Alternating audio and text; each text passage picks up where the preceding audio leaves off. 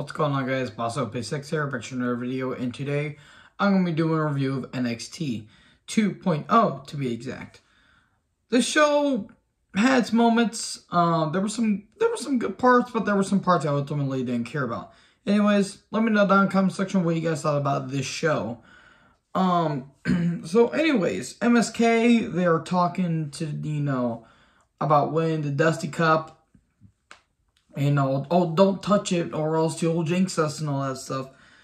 Anyways, MSK takes on Jacket Time. Ikemen Jiro and Kushida. Quarterfinal match. Look, these four are good athletes. Yes, Ikemen Jiro is a good athlete. This gimmick is terrible. This gimmick is stupid. Kushida has been watered down to this. Really? He left New Japan because he was tired of being in the junior division, and now you're stucking him in a tag team with someone that looks like a Final Fantasy character come to life. Look, match itself, it was okay. This is a stupid gimmick. I don't care about Ikemen Jiro and wrestling with the jacket on. I don't care. Ultimately, MSK won with a blockbuster. Okay. Yoshirai and Zoe Stark are backstage. Talking about the Women's Tag Team Cup. Yeah, because we just have to force that in there. And then Tiffany Stratton shows up. Oh, dear. We're going to have a match tonight. Oh, dear. Anyways, Legado Fantasma arrive. Cameron Grimes, doing his little vignette talking about his match against Tony D'Angelo tonight. Then, Carmelo Hayes, Chick Williams, and Ollie J arrive. Oh dear, more on that here in a little bit. Legado Fantasma's in the ring. And there was a couple good lines that Escobar got out saying, you have a family of bad math problems and all that, and something like that. That was pretty funny. And, my family has legacy and honor and all that stuff. Then, Rex Steiner shows up. And he said, you want to talk about family? Let's talk about your father and all that stuff. Don't mention my father's name.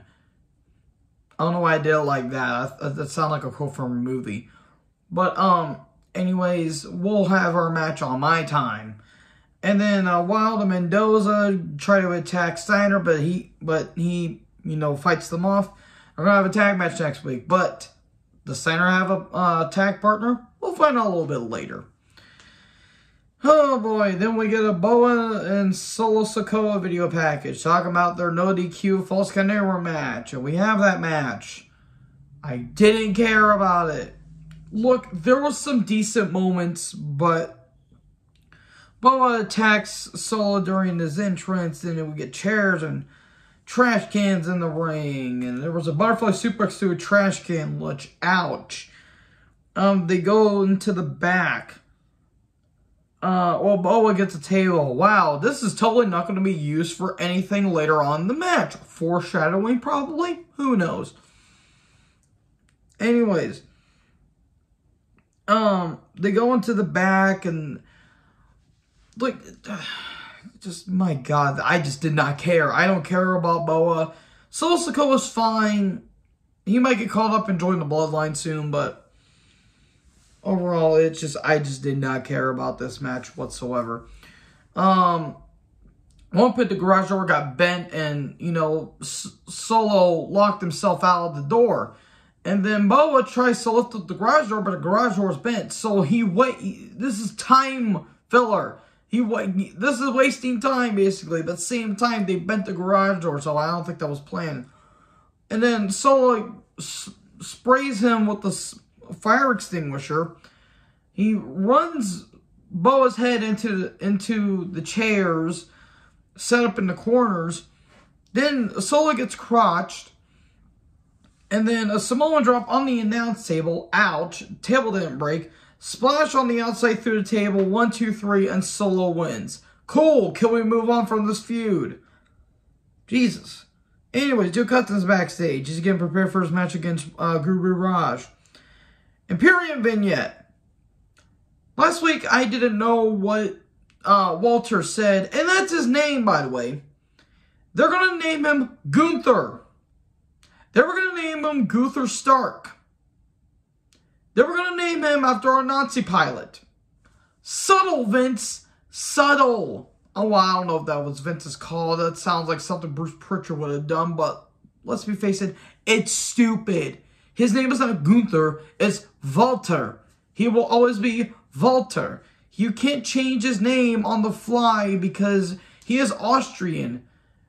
Austrians are not Nazis, at least I don't think. Why? This does nothing for Walter. This will do nothing for Imperium. Walter, well, let's be real. Walter is the only standout in them, and that whole little trio there. Nothing against Bartel and Eichner. They're good, but it's Walter. No, this is stupid. But they're talking about how everything we do is with honor and pride and respect. Respect went out the window when you gave him his name, Gunther. Oh, Jesus. Then we get Google Raj versus Duke Hudson. Duke Hudson basically controls most of the match. Hits a Razor's Edge like powerbomb. 1, 2, 3. Hudson wins. Then Dante Chen shows up and they have a brawl. Okay, this is going to be a feud now. India and Persia are backstage and saying we need to focus on, the Women's Tag Team Dusty Cup. Then Kayla Ray shows up. She wants to get Mandy. Okay. And then Toxic Attraction versus Indy Persia and KLR. Before that, we get a Legado Fantasma backstage. Talking about, Steiner not having a partner. They're having a tag match next week. Anyways, the aforementioned 6-woman tag. It was fine. There was a dive to the outside at one point that Kayla Ray about landed on her neck. That was brutal. There's some good stuff. Jesus Christ, Jamie, JCJ is all I could say. There was some good stuff. Gigi Dolan's absolutely amazing. Mandy is proved vastly. But Kaylee gets the bat. She chases off Mandy. And in the end, a weird face buster by Persia. 1, 2, 3. Okay. And Persia gets the win. Cool. Good stuff. Then Enofe and Blade vignette, talking about, well, if we win, we would go out with Mandy Rose. Okay, and they just talk about how they want to win the Dusty Cup and all that stuff, and well, they go out with the members of Toxic Attraction and all that stuff.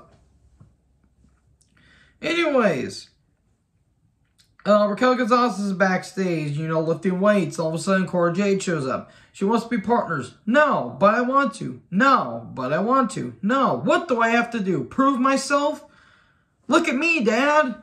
I want to be on the team. This is literally what that is. They're having a match next week. Okay. JYV versus Chase and Buddy Hayward. I don't know who he is. Nothing against him. He looks like Dolph Ziggler and Billy Gunn's weird love child, and I can't unsee it now. Quarterfinal match. It was fine. I mean, Hayward's over. JYV, the grizzled young veterans, soon to be recognized. I apologize for everyone I have offended, but I just had to say that.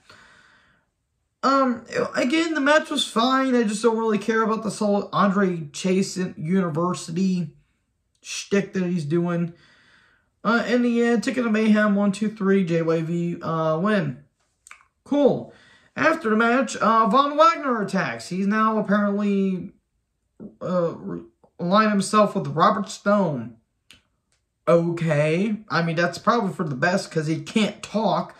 But anyways, yeah, he attacks Chase and Hayward, and okay then. So, Waller's backstage. He talks about his insurance policy, one of the biggest names in Bollywood and all that stuff. I don't care. I think he was one of the guys from Indu Sheer. I think it's Suravi. I think that's how you say his name. I could be wrong. I apologize. He's one of the guys from Indu Sheer, though. But, anyways, we get an Odyssey Jones update. He's going to be He got surgery. He's going to be back on the fall soon. Okay, then. Then we get Tiffany Stratton versus Io Shirai. Io Shirai carried this match. No surprise here. I don't get this gimmick that Tiffany Stratton does. All she does is scream, scream, screech, and scream, and it sounds like nails on a chalkboard. In the end, moonsault, 1, 2, 3. Okay, moving hastily along. Dynamite Mind's backstage. They're having a 6-man tag against Imperium next week. Don't let Roderick Strong talk. Seriously, he does not have the charisma. I love Roderick Strong. He does not have the talking ability. Anyways, Hayes and Williams on stage in an Ollie J performance, and God died a little bit. Look, nothing against Ollie J, but this is what the best replacement is for Poppy. Really? Seriously, no wonder this generation's gone to hell and back. Well, it's mostly stayed in hell for the past, 15 years? It ain't getting much better. Oh God, this was terrible is what I put down. Tony D'Angelo is backstage. He's talking about how he's going to be facing he's going to be facing Hayes at Vengeance Day, the premium live event. It's a pay-per-view, Nick Khan, you idiot. Anyways, Tiffany's backstage. She talks about, Daddy, did you see what happened? That ref was being so unfair. And then Wendy Chu was there, and I about turned off the show at this point. Because this is shit. Shit is what this is. Hey, that was a refill.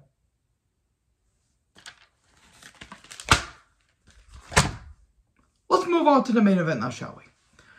Cameron Grimes versus Tony D'Angelo.